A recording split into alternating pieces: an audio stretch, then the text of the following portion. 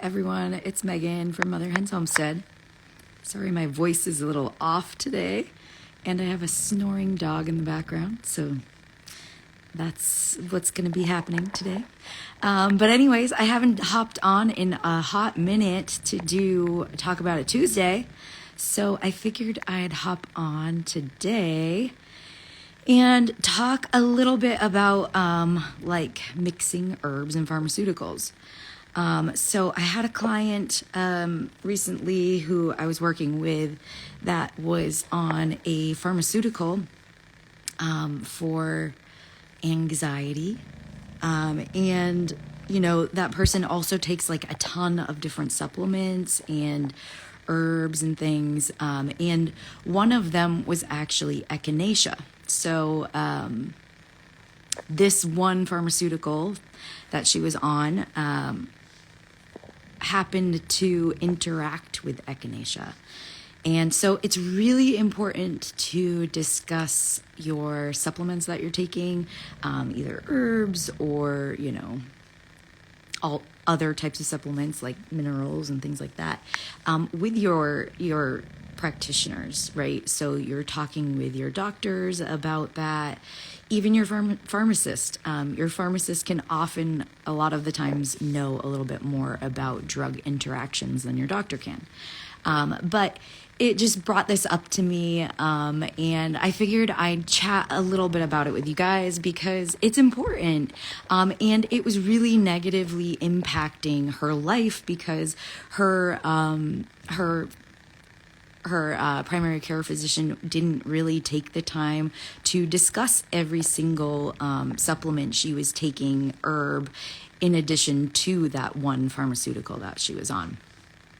So it really was like making her have even more anxiety, which that medicine that she's on was for anxiety.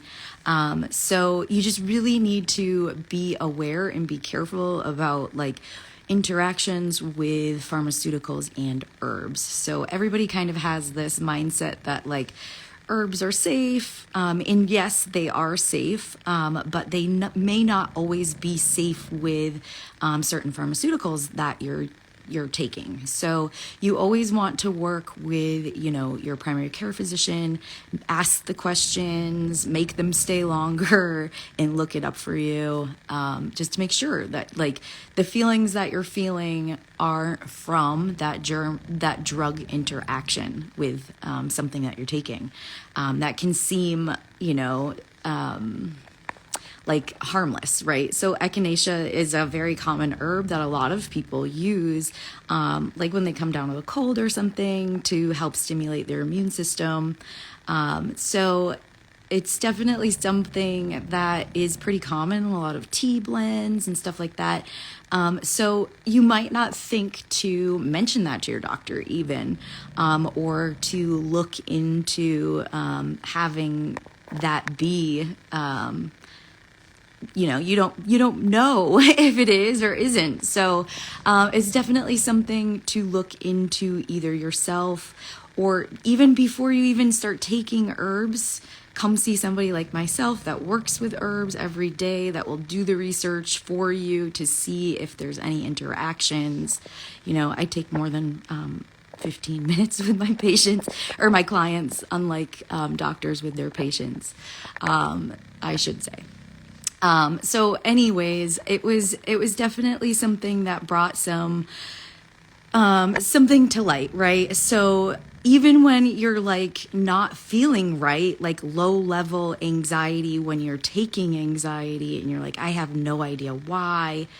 And a lot of the times I have a lot of people that come to me just for anxiety in general. Anxiety's a big one that I work with a lot with my clients. And, you know, a lot of the times it's not as easy as like finding that one drug herb interaction that's really causing a lot of the issues. A lot of the time it's just like needing other supports, you know, through nutrition. Obviously some herbs can be very supportive and helpful as well, but also lifestyle changes can be huge. So that's something that I work with my clients with on a daily basis. But I did want to just mention, you know, that drug herb interactions, they're pretty, they can be somewhat common.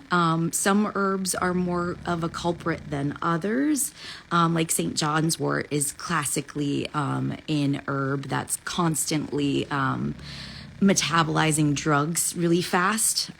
So that's one that's commonly like not something that you should be taking if you're taking a pharmaceutical. In general, I mean, obviously there's instances where it's okay and not okay, right?